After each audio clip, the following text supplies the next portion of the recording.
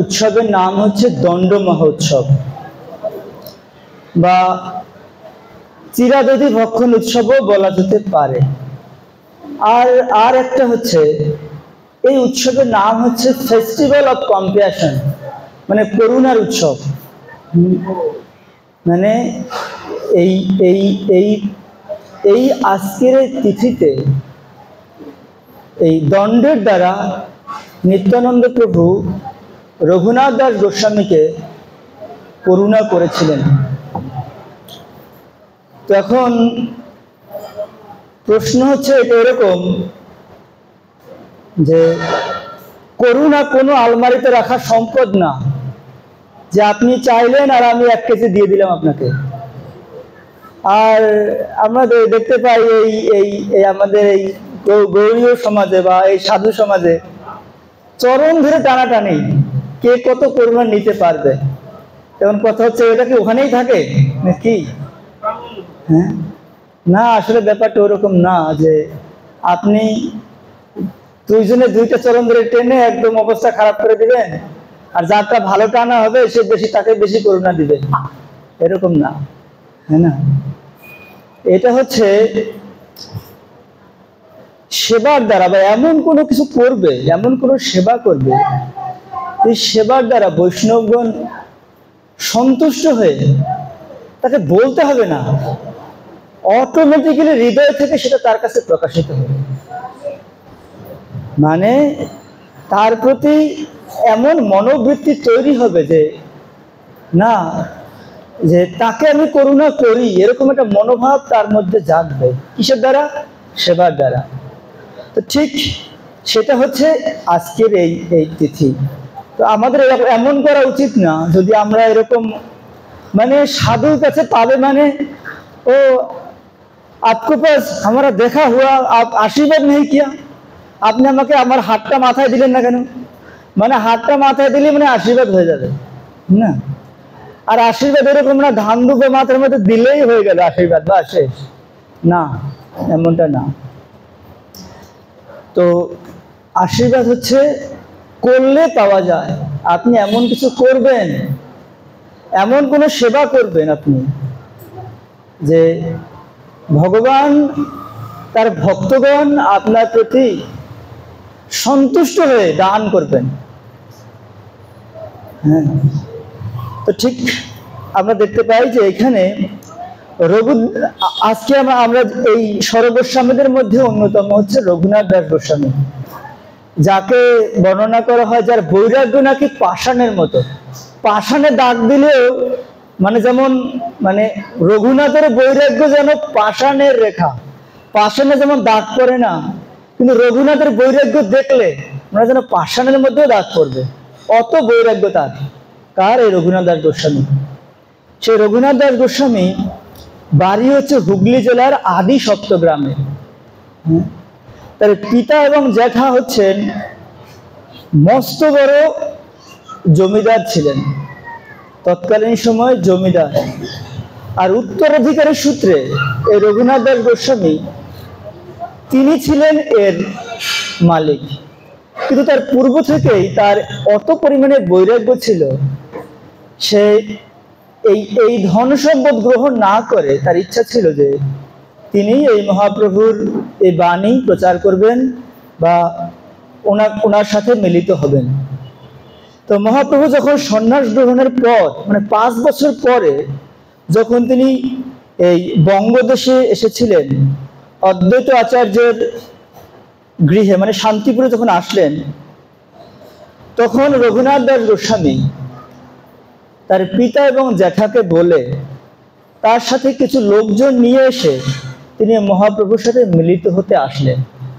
কোথায়? শান্তিপুরে। আসলে উনি যে মিলিত হতে আসলেন, এর আগেই তিনি কয়েকবার গৃহ থেকে পালিয়ে যাওয়ার চেষ্টা করেছিলেন, কিন্তু তাতে সে সফল হয়নি। এবারে তিনি বাবা মাকে বোঝাতে চাইলেন যে আমি পালিয়ে যাচ্ছি না, তাই তোমরা আমার সাথে কিছু লোকজন দাও, আমি পালিয়ে যাব না। এই অবস্থায় গিয়ে তিনি শান্তিপুরে মহাপ্রভুর সাথে মিলিত হলেন এবং মহাপ্রভু তাকে কিছু উপদেশ দিলেন। সেটা হচ্ছে চৈতন্য চরিতামৃতের অন্তলীলার 6ষ্ঠ পরিচ্ছেদে বর্ণনা করা আছে। আমরা 13 নম্বর শ্লোক থেকে পড়ছি, আপনাদের যার কাছে বই আছে আপনারা দেখতে পারেন। পূর্বে শান্তিপুরে রঘুনাথ যবে আইলা, মহাপ্রভু কৃপা করি তারে শিখাইলা। প্রভুর শিক্ষাতে তো হে নিজ ঘরে যায়, মর্কট বৈরাগ্য ছাড়ি হইলা বিষয় প্রায়। মানে যখন শান্তিপুরে মহাপ্রভুর সাথে মিলিত হলেন, তখন মহাপ্রভু তাকে শিক্ষা দিলেন। কি শিক্ষা দিলেন? যে চৈতন্য মহাপ্রভুর শিক্ষা অনুসারে রঘুনাথ দাস গোস্বামী গৃহে ফিরে গেলেন।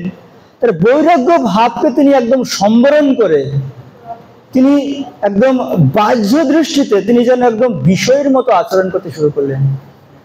ঠিক অমৃত ভাষ্যে ভক্তিবিনোদ ঠাকুর উনি বর্ণনা করছেন যে গৃহস্থ ভক্তের কর্তব্য হচ্ছে তার ভিতরে এরকম বৈরাগ্য থাকবে, বৈরাগ্যের একদম চরম পর্যায়ে থাকবে, কিন্তু বাহ্যে তার আচরণ থাকবে কিরকম না যেন বিষয়ের মতো। তো সেই জন্য রঘুনাথ দাস গোস্বামী ওই কাজটা করলেন। আবার যাতে উল্টোটা না হয়ে যায়, বাইরে এবং ভিতরে বিষয়ের মতো ভাব যাতে না হয়ে যায়। হ্যাঁ, তো সেই জন্য ভক্তিবিনোদ ঠাকুর উনি বোঝাতে চাইছেন যে আসলে বিষয়ের মতো ভাব হবে মানে কি? মানে হচ্ছে এটা সে এক দিক দিয়ে এই গুরু এবং কৃষ্ণের জন্য বিষয় যেমন দিন রাত বিবেচনা না করে পরিশ্রম করতেই থাকে, ঠিক একইভাবে মতো মানে কৃষ্ণের চক্ষুদয় কমল লোচনের মতো, মানে পদ্মের মতো মানে তুলনা করা হয়েছে। সেই জন্য এখানে বলছেন ভক্তিবিনোদ ঠাকুর যে সেরকম থাকা উচিত, কিন্তু অন্তরে তার ভগবানের প্রতি পূর্ণাঙ্গ পরিমাণে বৈরাগ্য ভাব থাকা উচিত। ভিতরে বৈরাগ্য বাহিরে করে সর্বকর্ম, দেখিয়া তা পিতা মাতার আনন্দিত মন। মানে ইতিমধ্যে কয়েকবার তিনি পালিয়ে যেতে চাইলেন, কয়েকবার পালিয়ে যেতে চাইলে তাকে ধরে আনলেন। আর এবার মহাপ্রভুর সাথে মিলিত হওয়ার পর রঘুনাথের যে মনোভাব হয়েছে সেটা দেখে পিতামাতা অনেক সন্তুষ্ট হয়েছেন। বাহ, আমার মনে হয় আমার সন্তানের এবার মনে একটু বুদ্ধি বিবেচনা হয়েছে, না হলে এই জমিদার কে দেখবে? অত পরিমাণে ধন সম্পদ এগুলো যদি বিবেচনা না করা হয় তাহলে তো নষ্ট হয়ে যাবে, কে দেখবে এগুলো? তো সেজন্য পিতামাতা অনেক আনন্দিত হয়েছেন। মথুরা হইতে প্রভু আইলা, বার্তা যবে পাইলা, প্রভু পাশ চলিবার উদযোগ করিলা। মানে এরপরে মানে যখন মহাপ্রভু বৃন্দাবন পরিভ্রমণ করার পরে তিনি যখন আবার ফিরে আসলেন, তখন রঘুনাথ দাস গোস্বামী আবার মহাপ্রভুর সাথে মিলিত হওয়ার জন্য এই জগন্নাথপুরীতে যাওয়ার জন্য চেষ্টা করলেন। এরপরে প্রায় 1 বছর কাল এই জমিদারের বিভিন্ন কার্যকলাপের জন্য বিভিন্ন কার্য করতে থাকলেন।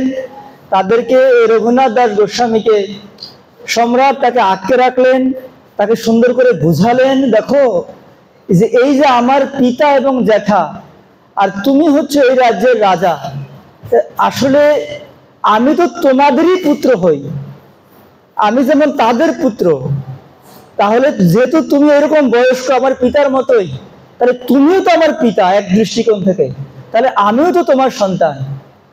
এত সুন্দর যুক্তি শুনে সম্রাট একদম কান্না করে দিলেন। বাহ, রঘুনাথের কত বুদ্ধি! এইটা শুনে রঘুনাথকে ছেড়ে দিলেন। তো এরপরে এরকম চলতে চলতে প্রায় 1 বছর কাল কেটে গেল। এরপরে এখানে বলছেন, এই মতো রঘুনাথের বৎসরে 1 গেলা, দ্বিতীয় বৎসরে পালাইতে মন কইলা। মানে এটা যে ভিতরের মধ্যে আছে এটা আর ত্যাগ করতে পারছে না। হ্যাঁ, যে যাই হোক, যেমন যাদের মধ্যে পরকীয়া সম্বন্ধ আছে, সে স্বামীকে সুন্দর করে রান্না ব্যঞ্জনাদি দিয়ে দিবেন, কিন্তু ভিতরে ভাব কি, আমি কখন গিয়ে মিলিত হব, হ্যাঁ না? তো ভিতরের মধ্যে এটা ভাব, বাইরে যাই হোক, বাইরে যা কিছু বয়ে যাক, ভিতরে ভাব হচ্ছে ওটা। রাত্রি উঠি একলা চলিলা পালাইয়া, দূর হইতে পিতা তারে আনিল ধরিয়া। এই মতে বারে বারে পালায় ধরিয়া নে, তবে তার মাতা কহে তার পিতা শোনে। যে এরকম কয়েকবার পালিয়ে যায়, আবার ধরে আনে, আবার পালায়, আবার ধরে আনে। এবার তার মা তাকে বলছে, তার বাবাকে, যে কি, পুত্র বাতুল হইলা ইহায় রাখিও বান্ধিয়া, তারে পিতা কহে তারে নির্বিন্ন হইয়া। ইন্দ্র সম ঐশ্বর্য স্ত্রী অপ্সরা সম, এই সব বান্ধিকে নারেন, এই সব বান্ধিতে নারীকে যার মন। মানে যার যার ওই ইন্দ্র সম যার ঐশ্বর্য, ইন্দ্র হচ্ছে স্বর্গের রাজা, স্বর্গে যেমন সম্পদ ওই রকম সম্পদ তার পিতা, আর স্ত্রী হচ্ছে অপ্সরার মতো। মানে এরকম যখন বারবার পালিয়ে যাচ্ছিলেন, তখন তার মানে তার বাবা তার মা সিদ্ধান্ত নিয়েছে যে তাকে একটা সুন্দর বিবাহ করিয়ে দাও, সুন্দর স্ত্রী দেখে। হরে কৃষ্ণ, দয়া করে কথা বলবেন না। তো এরকম যখন এরকম বিবাহ দিয়ে দিলেন, তো এবারে মা বলছেন, দেখো তাকে তুমি বেঁধে রাখো, এ বারবার ধরে আনো, বারবার পালিয়ে যায়, এতে আমাদেরও কোথায় সম্মান থাকে, আর কবে যেন আমাদেরকে না বলে চলে যায়, তখন আমরা কি করব? তখন বাবা বলছে, দেখো যার ইন্দ্রিয়ের সম ঐশ্বর্য আছে, মানে এ জগতে বেঁধে রাখার জন্য দুইটা জিনিসই যথেষ্ট। এক হচ্ছে সম্পদ, আর কি, সুন্দরী স্ত্রী। এই দুইটা জিনিস এ জগতে বেঁধে রাখার জন্য যথেষ্ট। হ্যাঁ, তো কেন? আসলে সম্পদ তাকে বিষয় মনোবৃত্তি করে তুলবে, আর ওই স্ত্রীর সৌন্দর্য তারা এই জগতের বন্ধনে বেঁধে রাখবে। তো সেই জন্য এখানে বলছেন, এই সম্পদ যাকে বাঁধতে পারলো না, তাহলে তুমি কিভাবে তাকে দড়ি দিয়ে বাঁধবে? তাই বলছেন, দড়ির বন্ধনে তারে রাখিবা কেমতে, জন্মদাতা পিতা নারে প্রারব্ধ খণ্ডাইতে। আসলে দেখো, যার যার কর্মফল সে সে ভোগ করে, সে যেমনটা পেয়েছে সেটা সে করবে, সেটা আমি তার ভোগ করতে পারবো না। আমরা তাকে দড়ি দিয়ে বেঁধে রাখলেও তাকে আমি বাঁধতে পারবো না। কেন বাঁধতে পারবো না? পারবো না এই জন্য এই শেষ লাইনে বলছে, চৈতন্য চন্দ্রের কৃপা হইয়াছে ইহারে, চৈতন্য চন্দ্রের বাতুল কে রাখিতে পারে।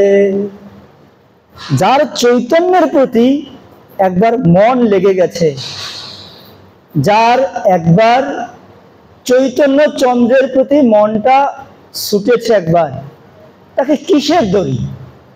আর ইন্দ্রের মতো ঐশ্বর্য আর অপ্সরার মতো স্ত্রী কিসে তাকে বাঁধতে পারবে? দেখো, তুমি যে বলছো তাকে বেঁধে রাখার কথা, অসম্ভব তাকে বাধা। তবে রঘুনাথ কিছু বিচারিলা মনে, নিত্যানন্দ গোসাইয়ের পাশ চলিল আর দিনে। এভাবে করতে করতে আনে, আবার পালিয়ে যায়, আবার ধরে আনে, আবার পালিয়ে যায়। এবারে উনি শুনতে পারলেন কি, যে রঘুনাথ দাস গোস্বামী শুনতে পারলেন যে পানিহাটিতে নিত্যানন্দ প্রভু তার স্বপার্ষদ মানে স্বগণ নিয়ে এসেছেন। এবার রঘুনাথ দাস গোস্বামী তার পিতা, মাতা এবং জ্যাঠাকে বলছেন, আমাকে কিছু লোকজন দাও, আমি নিত্যানন্দ প্রভুর সাথে একটু সাক্ষাৎ করে আসি। তার মনে এরকম ভাবলো যে আমি তো কতবারই মহাপ্রভুর সাথে মিলিত হতে গেলাম, কিন্তু আমার পক্ষে সম্ভব হলো না। তাহলে আমি এবার দেখি নিত্যানন্দ প্রভুর কাছে গিয়ে। তো কি হলো, পানিহাটি গ্রামে পাইলা প্রভুর দর্শন, কীর্তনিয়া সেবক সঙ্গে আর বহুজন। গঙ্গা তীরে বৃক্ষ মূলে পিণ্ডার উপরে বসিয়াছেন যেন কোটি সূর্যোদয় করে। মানে এই যখন রঘুনাথ দাস গোস্বামী আসলেন পানিহাটি গ্রামে, তো তিনি দেখলেন ওখানে গিয়ে যে ওখানে কীর্তন হচ্ছে, আর গঙ্গা তীরে একটা বৃক্ষ মূলে পিণ্ডার উপরে, মানে একটা বড় বৃক্ষের উপরে, হ্যাঁ, মানে একদম যেন কোটি সূর্যের মতো জ্যোতির্ময় হয়ে বসে আছেন কে? নিত্যানন্দ প্রভু। এখন প্রশ্ন হচ্ছে, আমরা কোথাও কোথাও শুনতে পাই যে মায়ের একটু সামনে আগেই বসে, ওরা পিছনে বসতে পারছে না, আপনারা সামনে আগেই বসেন, ওরা বসতে পারবে। যে আমরা দেখতে পাই কি যে ভক্তিবিনোদ ঠাকুর উনি বলছেন নিতাই পদ কমল কোটি চন্দ্র সুশীতল। উনি বলছেন নিতাই হচ্ছে চন্দ্রের মতো। আবার আমরা এখানে দেখতে পাচ্ছি উনি হচ্ছেন সূর্যের মতো।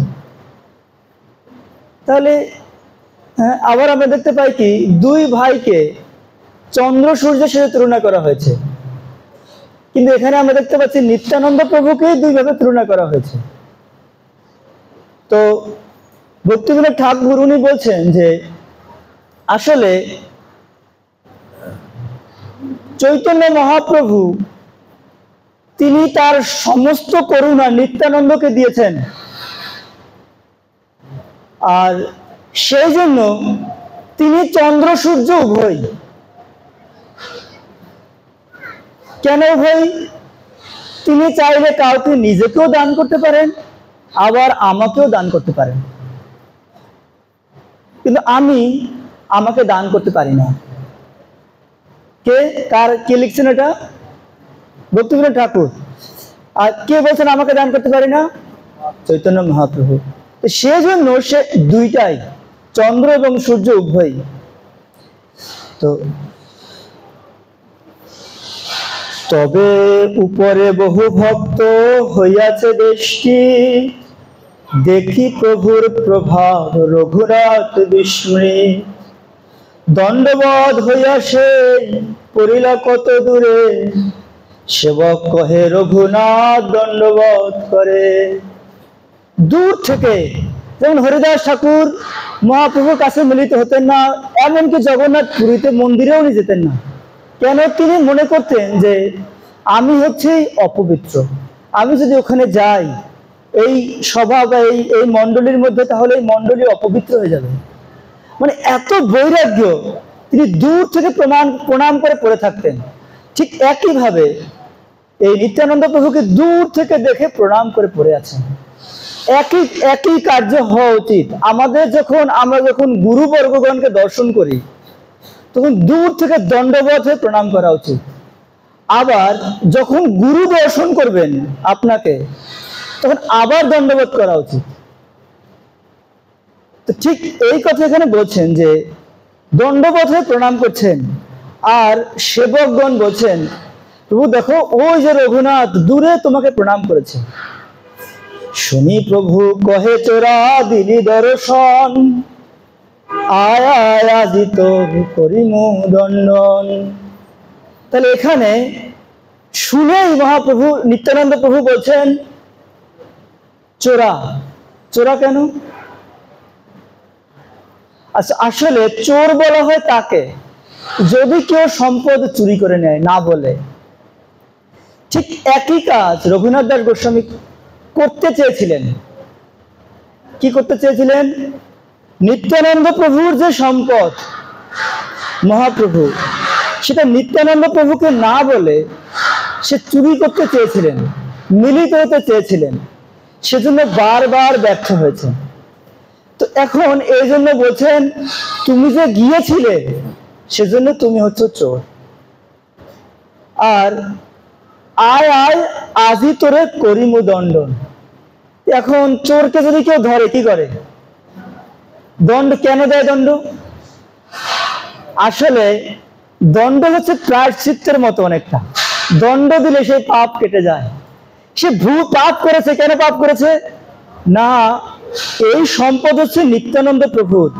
সে নিত্যানন্দ প্রভুকে না বলে বারবার গেছে তার কাছে সেই সম্পদ ছিনিয়ে আনতে। তো সেজন্য নিত্যানন্দ প্রভু বলছেন তুমি হচ্ছে চোর। একইভাবে আমাদের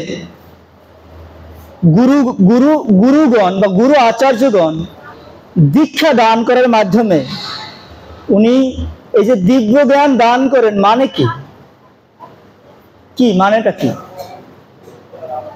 মানে হচ্ছে আপনি যদি এই গুরুর তত্ত্বাবধানে থেকে, গুরু বা আচার্যের তত্ত্বাবধানে থেকে আদেশ মান্যপূর্বক আপনি যদি সেই কার্যকলাপগুলো পুঙ্খানুপুঙ্খভাবে করেন যেটা আপনি গুরু আচার্যকে প্রতিশ্রুতি দিয়েছেন, তাহলে উনি আপনার কাছে প্রতিজ্ঞা করবেন যে আমি তোমাকে ভগবানকে দান করব। আর আমরা যদি করি তাহলে আমাদের দণ্ড হচ্ছে ওটা। কি দণ্ড? আমরা ভালোভাবে যদি এই কার্যগুলো করি। কোন কার্য? যেগুলো আমরা প্রতিশ্রুতি দিয়েছি। কাকে প্রতিশ্রুতি দিয়েছি? গুরু, বৈষ্ণব, যজ্ঞের মানে যজ্ঞ বই বিষ্ণু স্বয়ং যজ্ঞস্থলীর মধ্যে বসে সেটা যদি আমরা ভালোভাবে করি তাহলে গুরু আচার্য প্রতিশ্রুতি দেন যে তিনি ভগবানকে দান করবেন। তো সেই জন্য আমরা দেখতে পাচ্ছি যে এটা হচ্ছে এরকম যে করলে পাওয়া যায়। আমি শুরুতেই বলছিলাম এটা আলমারির সম্পদ না, আলমারির মধ্যে খুলে তোমাকে দিয়ে দিবে, এরকম না। এটা করার মাধ্যমে যে যত ভালোভাবে সম্পাদন করবে তার প্রতি নিত্যানন্দ প্রভুর করুণা বা দৃষ্টি তীক্ষ্ণ থাকবে। আর যত করুণা নিত্যানন্দ প্রভুর, যার প্রতি করুণা যত ভালোভাবে হবে, বর্ষিত হবে, মানে সে তত সহজে মহাপ্রভুর করুণা লাভ করবে। বৃষ্টি তো সব জায়গায় হয়, পাহাড়ের উপরেও হয়, কিন্তু বৃষ্টিকে ধরে রাখতে পারে পাহাড়? পারে না। কেন? সে মাথা উপরে করে রাখে, পারে না সে। তো ঠিক দণ্ডবোধ হয়ে যখন প্রণাম করেছেন, মানে তার আনুগত্য ভাবটা দেখেছেন কে? নিত্যানন্দ প্রভু। প্রভু বলায় তোহা নিকট না করে গমন, আকর্ষিয়া তার মাঝে প্রভু ধরিলা চরণ। মানে নিত্যানন্দ প্রভু বারবার ডাকছেন, আরে আসো আসো, তুমি অত দূরে প্রণাম করেছো, আসো। তো ঠিক দেখুন এখানে সিদ্ধান্ত হচ্ছে রঘুনাথ দাস গোস্বামী কিরকম, যে গুরুর একদম অতি নিকটে যাওয়া উচিত না, গেলে অপরাধ হতে পারে। কিন্তু গুরু বা নিত্যানন্দ প্রভু উনি এরকম যে তাকে সে আসতে চাচ্ছে না, তাকে আকর্ষিয়ে টেনে আনছেন। আকর্ষিয়ে মানে মানে খিস করে লেকর আয়া, মানে টেনে আনছেন, মানে হল দিয়ে যেন টেনে নিয়ে আসছেন। কার কাছে? নিত্যানন্দ প্রভুর কাছে। এসে যখন কাছে আনলেন, তার চরণ যুগল তার মস্তকের উপরে দিয়ে দিলেন। বুঝতে পারছেন? তাহলে আর কি লাগবে? একবার না, দুইবার করেছেন। কৌতুকী নিত্যানন্দ সহজে দয়াময়, রঘুনাথে কহে কিছু হইয়া সদয়। নিকটে নাই সচরা ভাবে দূরে দূরে, আজি লাগ পাইয়াছি দণ্ডিমু তোমারে। আসলে তাহলে এই যে দণ্ড কেন দেন? দণ্ড মানে কি? দণ্ড মানে হচ্ছে শিষ্যমহারাজ জয়প্রতাপের স্বামী গুরু মহারাজ উনি প্রতি বছর এই পানিহাটি উৎসব করতেন। একটা নিউ কি পানিহাটি ধাম, হ্যাঁ, প্রভুপাদ চাইতেন যে এখানে যাতে প্রতি বছর এই রঘুনাথ দণ্ড উৎসব পালন করা হয়। তো ওখানে উনি বলছেন আমরা সবাই অপরাধী, তো আমাদের উচিত গুরু কর্তৃক দণ্ড গ্রহণ করা। আমরা যত ভালোভাবে এই গুরু কর্তৃক দণ্ড গ্রহণ করব, তত সহজে আমরা মহাপ্রভু রূপ করুণার বিন্দু লাভ করতে পারবো। বুঝতে পারছেন? তাই সেই জন্য এ হচ্ছে দণ্ড উনি দান করেন।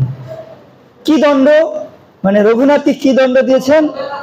দধি চিরা ভক্ষণ করহ মোর গণে, শুনি আনন্দিত হইলা রঘুনাথ মনে। সেই ক্ষণে নিজ লোক পাঠাইলা গ্রামে, ভক্ষ দ্রব্য লোক সব গ্রাম হইতে আনে। মানে এখানে বর্ণনা করা হচ্ছে যে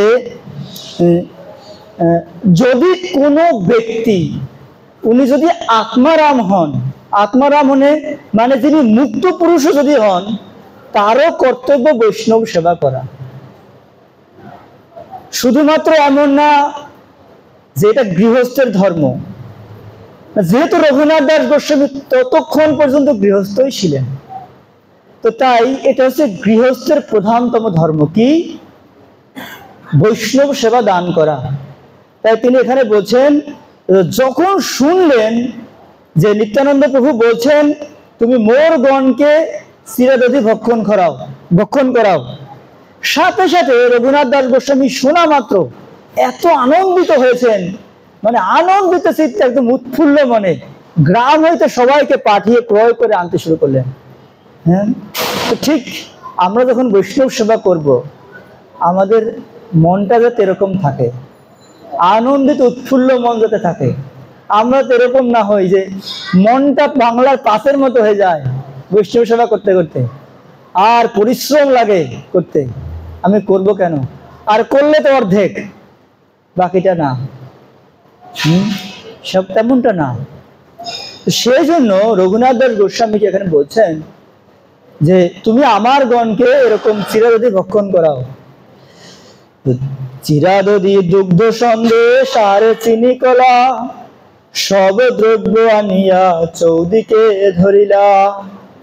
মহোৎসব নাম শুনি ব্রাহ্মণ সজ্জন, আসিতে লাগিলা লোক অসংখ্য গণ।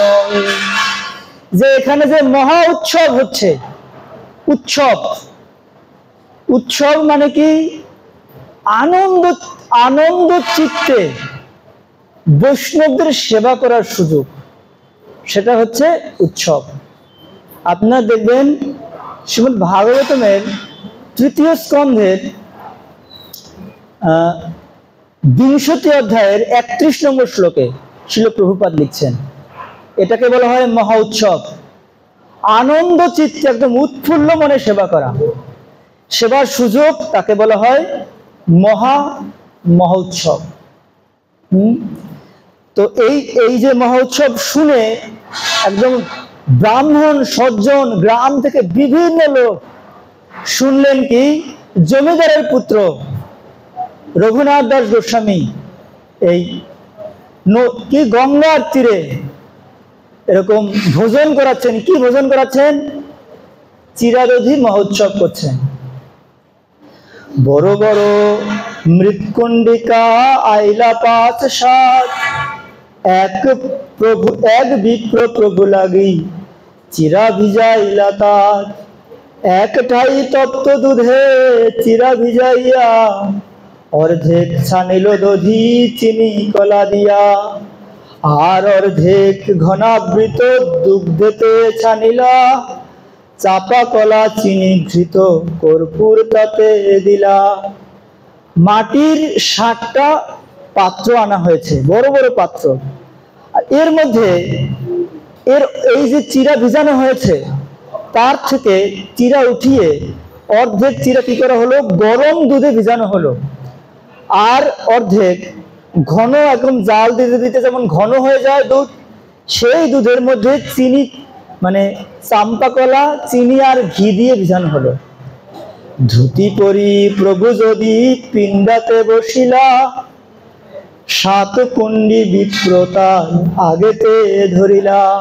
যখন নিত্যানন্দ প্রভু নতুন বস্ত্র পরিধান করে একদম কুণ্ডের উপরে বসলেন, মানে একটা সুন্দর চাটাই ঘরের মধ্যে বসলেন, সেই 7টা পাত্র নিত্যানন্দ প্রভুর সামনে দেয়া হলো। চবুতরা উপরে যত প্রভুর নিজগণ, বড় বড় লোক আসিলা মন্ডলী রচন। মানে একদম নিত্যানন্দ প্রভুর যত গণ আছে তার একদম একদম সবাই নিত্যানন্দ প্রভুকে ঘিরে বসেছেন। কারা কারা বসেছেন? রামদাস, সুন্দরানন্দ দাস গদাধর, মুরারি কমলাকর, সদাশিব পুরন্দর, ধনঞ্জয় জগদীশ, পরমেশ্বর দাস, মহেশ গৌরী দাস, হেরা কৃষ্ণ দাস, উদ্ধরণ দত্ত আদি যত নিজগণ, উপরে বসিলা সব কে করে গণন। এত জন এসেছেন, কারা গুণে নির্ণয় করতে পারবে কারা কারা এখানে আছেন? তো শুনি পণ্ডিত ভট্টাচার্য যত বিপ্র আইলা, মান্য করি প্রভু সবারে উপরে বসাইলা। মানে এখানে বর্ণনা করা হচ্ছে যে যারা যারা এসেছেন, পণ্ডিত, ব্রাহ্মণ, বিপ্র যারা যারা আসলেন, সবাইকে একদম সম্ভাষণ করে উপরের আসনে বসানো হয়েছে। এটাই হওয়া উচিত রীতি। মানে এখানে নিত্যানন্দ প্রভু রীতিটা কি সেটা শিক্ষা দিচ্ছেন, যে সবাইকে একদম সুন্দর করে মানে মর্যাদা প্রদান পূর্বক তাদেরকে আসন দেওয়া হয়েছে। আর যত দুই দুই মৃৎকণ্ডিকা সবার আগে দিলা, একে দুগ্ধ চিরা দধি চিরা কইলা। আর যত লোক সব চৌতারা তালানে, মন্ডলী বন্ধে বসিলা তারা না হয় গণনে। এরকম করতে করতে একদম চারিদিক ভরে গেছে। এই যে ছাপড়া দেওয়া যে ঘর ছিল তা তো কখন ভরে গেছে, এর বাইরেও একদম পুরো এরিয়া একদম কানায় কানায় পূর্ণ হয়ে গেছে। কে বলতে পারবে এখানে কে কে এসেছেন? এক এক জনের দুই দুই হেলানা দিলা, দধি চিরা দুগ্ধ চিরা দুইতে ভিজাইলা। এখানে হেলানা বলতে মাটির পাত্র বলা হচ্ছে। এই এক একজনকে 2টা করে মাটির পাত্র দেওয়া হয়েছে। কোন কোন বিপ্র উপরে স্থান না পাইয়া, 2 হেলানায় চিরা ভিজায় গঙ্গা তীরে গিয়া। তীরে স্থানে না পাইয়া আর কতজন, জলে নামি দধি চিরা করে ভক্ষণ। এখন আর জায়গা তো নেই, গঙ্গার তীরও ভরে গেছে, কেউ জলের মধ্যে নেমে গেছে, হ্যাঁ, ওখানে বসে এই ভক্ষণ করছেন। কেহ উপরে কেহ তলে কেহ গঙ্গা তীরে, 20 জন 3 ঠাই পরিবেশন করে। এরকম আরো কতক জন এরা শুধু বিতরণ করছে, কার লাগবে দেখে দেখে বিতরণ করছে। হেন কালে আইলা তথা রাঘব পণ্ডিত, হাসিতে লাগিলা দেখি হইয়া বিস্মিত।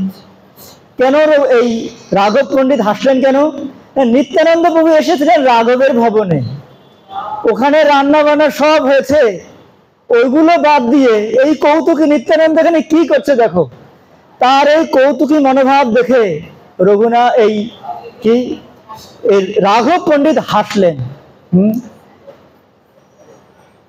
নিষ্ক্রিয় নানা মতে প্রসাদ আনিলা, প্রভুর আগে দিয়া ভক্ত গণে বাটি দিলা।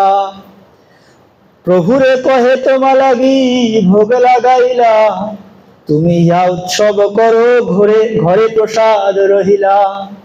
মানে এখানে রাঘব পণ্ডিত বলছে তুমি এখানে উৎসব করছো, তোমার ঘরে তো প্রসাদ আছে, আমি ভোগ লাগালাম। প্রভু কহে এই দ্রব্য দিনে করিয়ে ভোজন, রাত্রি তোমার ঘরে প্রসাদ করিমু ভক্ষণ। মানে এখানে দিনে হবে আর রাত্রে তোমার ঘরে হবে, বুঝতে পারছেন? মানে দিনে এখানে খাওয়া দাওয়া হবে আর রাত্রে তোমার ঘরে তুমি যেটা করলে সেটা হবে। গোপ জাতি আমি বহু গোপগণ সঙ্গে, আমি সুখ পাই এই পুলিন ভোজন রঙ্গে। এই কৃষ্ণদাস কবিরাজ গোস্বামী পাদ এখানে নিত্যানন্দ প্রভুর একদম মনের কথাটা বলে দিয়েছেন, তার মনের ভাবটা কি।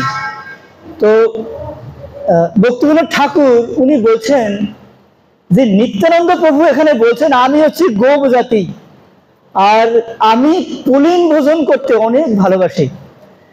তো উনি তো যখন বৃন্দাবনে কৃষ্ণ লীলা করছিলেন তখন উনি এরকম পুলিন ভোজন করতেন, সখা যেটা ভালো লাগতো খেতে নিজের মুখে দিয়েই কৃষ্ণের মুখে তুলে দিত, কৃষ্ণ দেখো দেখো আমার মা এটা কত সুন্দর দিয়েছে, এটা আমার জন্য না, এটা তোমার জন্য। তো সেই একদম সবার এরকম সবাই মিলে একদম ঘুরে বসে এরকম আনন্দ করতেন। তো ঠিক এই ভক্তিবিনোদ ঠাকুর উনি বলছেন সেই একই লীলা আবার উনি এই নিত্যানন্দ প্রভু হয়ে কেন করছেন? করছেন এই জন্য, যেই দিন কৃষ্ণ বৃন্দাবন থেকে চলে গেলেন ওই দিন অনেক ভক্তগণ তার জন্য মাখন নিয়ে এসেছিল, কৃষ্ণ তুমি যে যাচ্ছ একটু খেয়ে যাও। হ্যাঁ, কিন্তু সে যে খেলো না। হ্যাঁ, তো সেই জন্য এই নিত্যানন্দ প্রভু উনি এইরকম আয়োজন করেছেন। সেটা চলে গেলেন, বললেন আজকে আমি যাচ্ছি, কালকে এসে খাবো। সে যে আর আসলো না, সেজন্য এই আয়োজন তিনি করলেন। কেন না, এটা নিত্যানন্দ প্রভু হয়ে নিজে হয়ে করলেন। কেন, উনি তো কৃষ্ণ, উনি তো নাও করতে পারেন। করে তো গুরু এরকমের হন যে তিনি ভগবানকে কিরকম সবার কাছে দিয়ে দেন। তো তিনি নিত্যানন্দ প্রভু তিনি নিজে এরকম আয়োজন করলেন, মহাপ্রভুকে ডাকলেন, ডেকে আবার সেই যাদের কাছ থেকে গ্রহণ করলেন না সেই অপূর্ণ ইচ্ছাকে আবার পূর্ণ করলেন। সেই জন্য একই লীলা উনি এই গঙ্গার তীরে করলেন। আর সবাই ভাবলেন এ যেন গঙ্গা না, এ হচ্ছে ওই যমুনা পুলিন। বুঝতে পারছেন? সে কথা ভক্তিবিনোদ ঠাকুর বলছেন। তো রাঘবে বসিয়া দুই কুণ্ডি দেওয়াইলা, রাঘব দ্বিবিধ চিরা তাতে ভিজাইলা, সকল লোকের চিরা পূর্ণ সবে যবে হইলা, ধ্যানে তবে প্রভু মহাপ্রভুরে আনিলা। যখন এরকম সবার মধ্যে এরকম বিতরণ করা হয়েছে ধ্যানের মাধ্যমে, নিত্যানন্দ প্রভু মহাপ্রভুকে ডেকে আনলেন। ঠিক একই কার্য আমরা যখন ভগবত সেবা করব, আমরা যদি গুরুর চরণে নিষ্ঠাবান হই, গুরুদেব কি করবেন? ভগবানকে ওখানে নিয়ে আসবেন। হ্যাঁ, তো ঠিক একই কার্য এটা করেছেন কে? নিত্যানন্দ প্রভু, যে মহাপ্রভুকে ওখানে নিয়ে আসলেন। মহাপ্রভু আইলা দেখি নিতাই উঠিলা, তারে লইয়া সবার চিরা দেখিতে লাগিলা। যে আসছেন মহাপ্রভু নিত্যানন্দ প্রভু উঠে দাঁড়িয়েছেন, এটাই শিষ্টাচার। হ্যাঁ, আর সবার কাছে কাছে গিয়ে দেখলেন সকল কুণ্ডির হেলানার চিরা এক এক গ্রাস, মহাপ্রভুর মুখে দেন করি পরিহাস।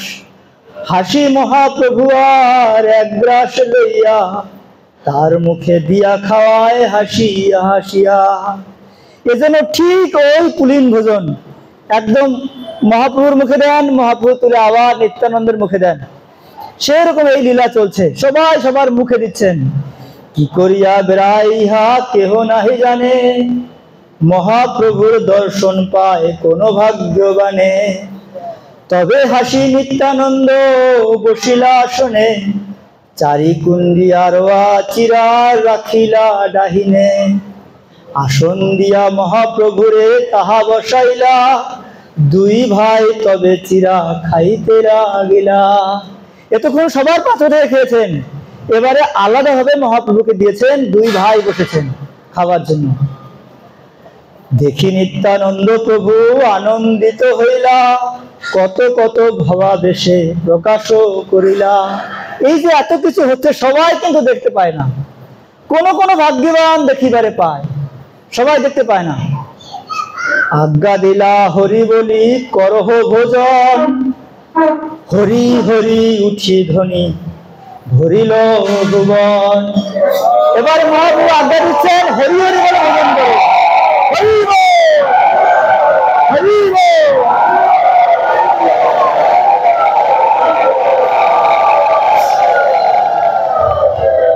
হরি হরি বলে বৈষ্ণব করিয়ে ভোজন, কুলীন ভোজন সবার হইল স্মরণ।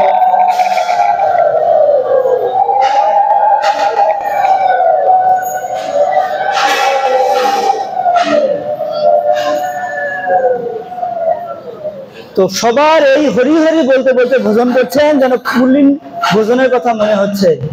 এবারে কৃষ্ণদাস কবিরাজ গোস্বামী তার মনের কথা বলছেন। নিত্যানন্দ মহাপ্রভু কৃপালু উদার, রঘুনাথের ভাগ্যে এত কইলা অঙ্গীকার। নিত্যানন্দ প্রভাব কৃপা জানিবে কোন জন, মহাপ্রভু আনি কহায় কুলীন ভোজন। এটা হচ্ছে কৃষ্ণদাস কবিরাজ গোস্বামী তাদের মনোভাব। নিত্যানন্দের কৃপা কে বুঝতে পারে? মহাপ্রভু আছেন এখন জগন্নাথপুরীতে, সেখান থেকে টেনে নিয়ে এসেছেন কোথায়? এই কোথায়? পানিহাটি গ্রামে। বুঝতে পারছেন?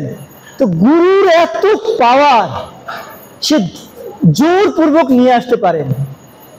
তো এই জন্য এখানে বলছেন তার নিত্যানন্দের কৃপা কে বুঝতে পারে?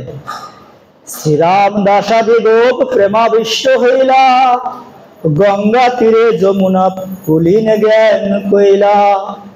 মহা উৎসব শুনি পাশরি নানা গ্রাম হইতে, চিরাদধি সন্দেশ কলা নিল বেশিতে। যত দ্রব্য লইয়া সে সব মূল্য করিল, তার দ্রব্য মূল্য দিয়া তাহারে খাওয়ায়। যতজন দূর গ্রাম থেকে শুনতে পারে যে এখানে মহোৎসব হচ্ছে, বিভিন্ন দ্রব্য নিয়ে আসছেন বিক্রি করার জন্য। আর এখানে রঘুনাথ দাস গোস্বামী কি করছেন? তার কাছ থেকে কিনে তাকে যথার্থ মূল্য দিয়ে তাকেই ভোজন করার জন্য বলছেন, না এটা তোমার। কৌতুক দেখিয়া এলা যত যত জন, সেই চিরাদধি কলা করিল ভক্ষণ। এই যে কৌতুক হচ্ছে এখানে, যে আড়ম্বরপূর্ণ নাটক হচ্ছে, সেই নাটক দর্শন করে যারা যারা আসলেন সবাইকে চিরাদধি দিচ্ছেন। ভোজন করে নিত্যানন্দ আসমন কইলা, চারি কুণ্ডির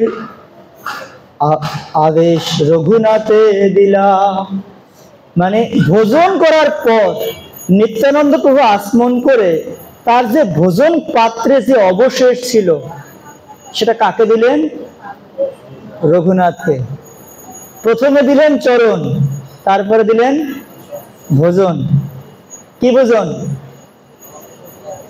অবশিষ্ট ভোজন। আর 3 কুণ্ডিকার অবশেষ ছিল, গ্রাসে গ্রাসে করি বিপ্র সব ভক্তে দিল। পুষ্পমালা বিপ্র আনি প্রভু বলে দিলা, চন্দন আনিয়া প্রভুর সর্বাঙ্গে লেপিলা। সেবক তাম্বুল লইয়া করে সমর্পণ, হাসিয়া হাসিয়া প্রভু করে চরবন। এরপরে নিত্যানন্দ প্রভু যখন গ্রহণের পরে বসলেন তখন তাম্বুল এনে দিলেন, আর নিত্যানন্দ প্রভু হাসতে হাসতে গ্রহণ করছেন। মালা চন্দন তাম্বুল শেষ যে আছিল, শ্রীহস্তে প্রভু তাহা সবাকারে বাটি দিলা। আনন্দিত রঘুনাথ প্রভুর শেষ পাইয়া, আপনার গণ সহ খাইলা বাটিয়া। তো রঘুনাথ দাস গোস্বামী এই উচ্ছিষ্ট পেয়ে এত সন্তুষ্ট হয়েছেন, নিজে তো গ্রহণ করলেনই, আবার সবার মধ্যে তা বিলিয়ে দিলেন। এই তো কহিনু নিত্যানন্দের বিহার, চিরাদধি মহোৎসব নামে খ্যাতি যায়। এইভাবে বর্ণনা করা হচ্ছে যে এটা হচ্ছে চিরাদধি মহোৎসব নামে খ্যাতি পেয়েছে এই মহোৎসব। তো এখন কথা হচ্ছে যে এই যে দেখুন গুরুগণ বা নিত্যানন্দ প্রভু কি কি দিয়েছেন কাকে? রঘুনাথ দাস গোস্বামীকে। প্রথমেই দিলেন কি? ডেকে আনলেন, ডেকে আনে মস্তকের উপরে চরণ দিলেন।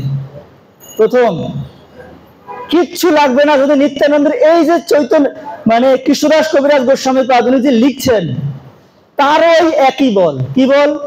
নিত্যানন্দের চরণের বল।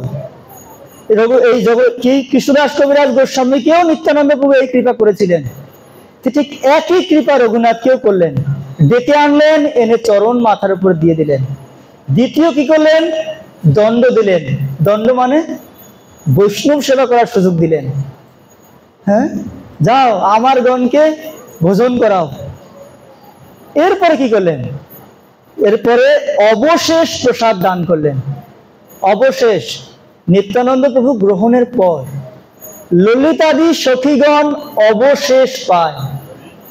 অবশেষ কার অবশেষ? রাধা কৃষ্ণের ভুক্ত অবশেষ। ঠিক একই কার্য মহাপ্রভু মানে নিত্যানন্দ প্রভু খেয়েছেন, নিত্যানন্দ মহাপ্রভু খেয়েছেন, নিত্যানন্দ প্রভু খেয়েছেন, তার অবশেষ দান করলেন। এরপরে আর কি দান করলেন? স্বয়ং মহাপ্রভুকেই দান করলেন। বুঝতে পারছেন? প্রথমে চরণ দান করলেন মস্তকের উপরে, তারপরে দণ্ড দিলেন বৈষ্ণব সেবা, প্রসাদ দান করলেন ভুক্ত অবশেষ, শেষে ভগবানকে দান করলেন। তো সেই জন্য গুরুর কৃপাটা হচ্ছে এরকম যে যদি কেউ গুরুর চরণে প্রপত্তি স্বীকার করে তাহলে গুরু যে কোনো সময় কৌতুক বশত এভাবে কৃপা করতে পারেন। তাহলে আমরা সংক্ষেপে এই যে লীলা থেকে কি কি শিক্ষা আমরা পাই। হ্যাঁ, আমরা বললাম এই দণ্ড আমরা নিব কেন? আমরা শুরুতে বলেছিলাম একবার, কেন আমরা অনেক অপরাধ করেছি, পাপ করেছি। যদি আমরা এই দণ্ড গ্রহণ করি, কোন দণ্ড? গুরুদেবের কাছে আমি যা প্রতিজ্ঞা করেছি সেই দণ্ড যদি আমরা গ্রহণ করি তাহলে গুরু বা এই বৈষ্ণব আচার্যগণ আমাদের প্রতি করুণা পরবশ হয়ে আমাদের প্রতি তাদের কৃপা কটাক্ষ দান করবেন। আর সেই কৃপা কটাক্ষের বলে আমরা অন্তিমে ভগবানকে লাভ করতে পারবো। সেই জন্য আমাদের দণ্ড গ্রহণ করা উচিত। তাহলে আর এই দণ্ড থেকে আমরা কি শিক্ষা পাই? গুরুর করুণা ছাড়া কারো সংসার বন্ধন নাশ হয় না। সে কি গৃহস্থ হোক, বানপ্রস্থী হোক, সন্ন্যাসী হোক, ব্রহ্মচারী হোক, কারো সংসার বন্ধন নাশ হয় না গুরুর করুণা ছাড়া। আমরা তা দেখতে পাই। আর দণ্ড ছাড়া প্রকৃত শিক্ষা গ্রহণ করাও যায় না। চাণক্য পণ্ডিত বলছেন, চাণক্য পণ্ডিতকে তার পিতামাতা দণ্ড দিয়েছিলেন, বারবার তাকে শাসন করতেন। এই দণ্ড ছাড়া শিক্ষাও হয় না। হ্যাঁ, আর আমরা পাই কি? সাধুর কৃপায় কেবল ভগবানকে জানা যায়। এই রঘুনাথ দাস গোস্বামী প্রথমে সাক্ষাৎ হয়েছিল হরিদাস ঠাকুরের, আর হরিদাস ঠাকুরের কৃপা রঘুনাথের প্রতি হয়েছে। তো সেই করুণা বলেই তিনি মহাপ্রভুকে এরকম পেয়েছেন। আর এই লীলার মাধ্যমে আমরা দেখতে পাই বৈষ্ণব সেবা কত গুরুত্বপূর্ণ। আর ভক্তিতে উন্নত করার কৌশল হচ্ছে এটা কি? ক্রমে ক্রমে পায় লোক ভব সিন্ধুকুল। আমরা যদি পাগলের মতো না হই, আমরা যদি একদম ভগবানের কথার প্রতি দৃঢ় নিষ্ঠাবান হয়ে আমরা মন স্থির করে ভগবানের সেবা করতে থাকি, তাহলে আমরা ভগবানের কৃপা কটাক্ষ লাভ করতে পারবো। আর দণ্ড থেকে মুক্ত হওয়ার কৌশল, এই জগতের বন্ধন থেকে মুক্ত হওয়ার কৌশল দেখিয়েছেন। আর সরাসরি ভগবানকে প্রাপ্ত হওয়া যায় না, ভগবানকে প্রাপ্ত হওয়া যায় গুরু বা পরম্পরার মাধ্যমে। শ্রীল প্রভুপাদ কি সমবেত গৌর ভক্তবৃন্দ।